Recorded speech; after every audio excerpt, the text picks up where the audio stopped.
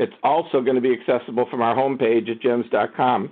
Now it gives me great pleasure to introduce today's panel of speakers. Leading off, and the person who will lead the show is Chris Call, Chief Marketing Officer at Pulsara.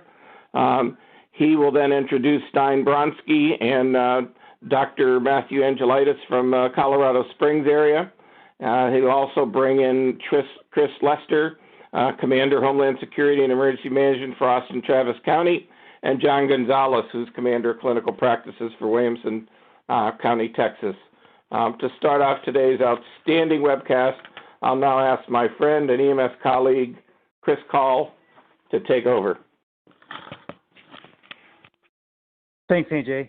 And before we even start, let me begin by just thanking everybody who's both attending and your colleagues and partners, both in the healthcare world as well as the public safety world, those who are on the front lines. It's been an unprecedented and scary time. Let's start out with a patient's journey. This patient journey isn't real in today's world, as in right now in the midst of COVID, but it would have been the real journey not even 4 or 5 weeks ago. A patient thinks they're experiencing COVID-19 symptoms and doesn't know where to seek care. So they drive to an urgent care facility. That clinician doesn't have the resources to treat the patient in transfer center at the hospital, who tells them to call 911. EMS shows up, gets the ambulance, transfers the patient using their proper PPE. They get the information. They give a radio report to the hospital. They get to the hospital. There's 30, 45 minutes waiting to get the patient to be seen. The family or the patient's finally transferred to a room where the nurse and the physician assistant takes a quick report. Then the patient's rapidly assessed and is determined to be stable enough to head back home. And you see, as an EMS provider, the patient getting into their private vehicle and leaving before you've fully decontaminated your ambulance. And while there's nothing wrong with this, what it shows and showcases is the problem with our system in that we transport all patients to the hospital, even if they don't necessarily need to be transported to the hospital, and or we use PPE when we had a lack of PPE, when we didn't need to use PPE, and there were other opportunities for us to be efficient and better take care of our patients and be a patient advocate. That's what we're talking about today, is how do we manage and appropriately treat our patients today, and then, more importantly, how we're going to treat and manage our patients tomorrow and in the future.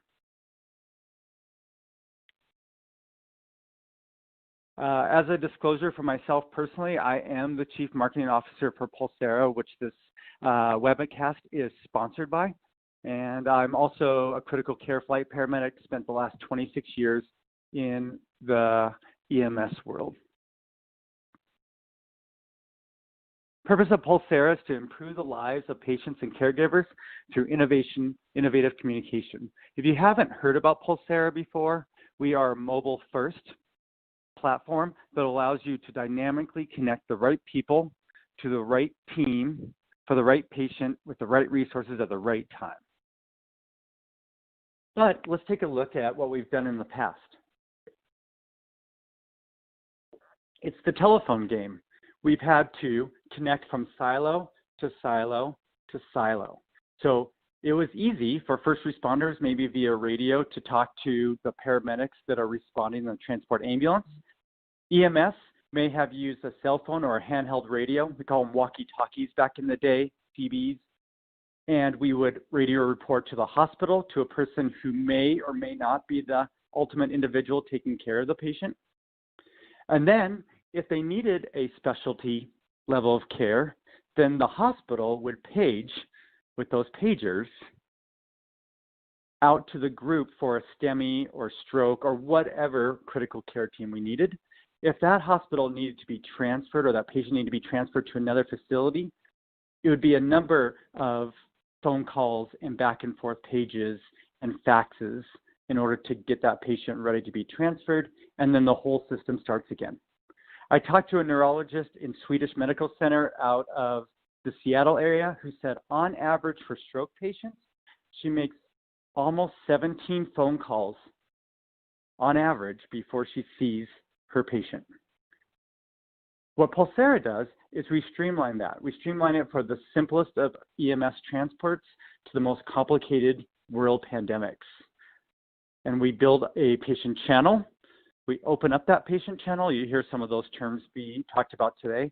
Open up that patient channel, and then we dynamically add on the fly whoever we need to add to that patient channel to communicate in real time about what's the best course for this patient.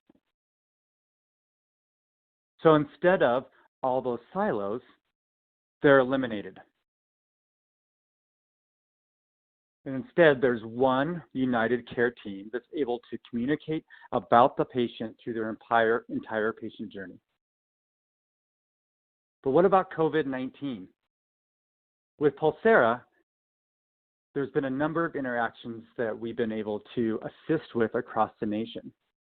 The first one is mitigating the patient surge by allowing the clinicians that are at that bedside, maybe in the patient's home or at a clinic or at a nursing home, be able to identify what's the patient's acute needs at this moment. They may or may not have to go to the hospital, or if they go to the hospital, maybe it's not the emergency room and it's an alternative destination. Or it's limiting transfers for the clinically appropriate cases. It wasn't that long ago that all patients from critical access or smaller facilities were being transferred to larger facilities. And now that simply isn't the case. Overcrowding major hospital systems is no longer appropriate, and we should be limiting our transport of patients to the hospital for only those who absolutely need to be at that specialty care. The next one is limiting our clinician and patient exposure. If we know that's a potential COVID-19 patient, or they're exhibiting those flu-like signs and symptoms that get us to think down that disease pathway, we know that, and we can don PPE or even use telemedicine in EMS, which, while we've talked about it for decades, hasn't been a common practice until now. The next one is limiting repeat clinician exposure and conserving PPE. We've seen this across the nation in hospitals where now the specialist does not need to go into the room. They can use telemedicine, or they can connect from public health back to the patient directly in their home using telemedicine and not using PPE or unnecessary exposure. And of course, the last reason is to secure outpatient medical isolation. That patient that's at home can connect with the provider of their choice when they need to, based on what the clinician needs to talk to them about. Maybe it's public health initiating that call and talking to that patient once a day to check in. Before we get started, what this presentation is not. It's not a roundtable discussion on the latest science on COVID-19. It's not about the medical care. It's not about any of the science behind this pandemic. What it is about tangible case studies and real life experiences from 3 different areas across the nation on how they're managing COVID-19, and more importantly, what lessons they're learning to manage their EMS system going forward. So with that, we're going to start with Colorado Springs.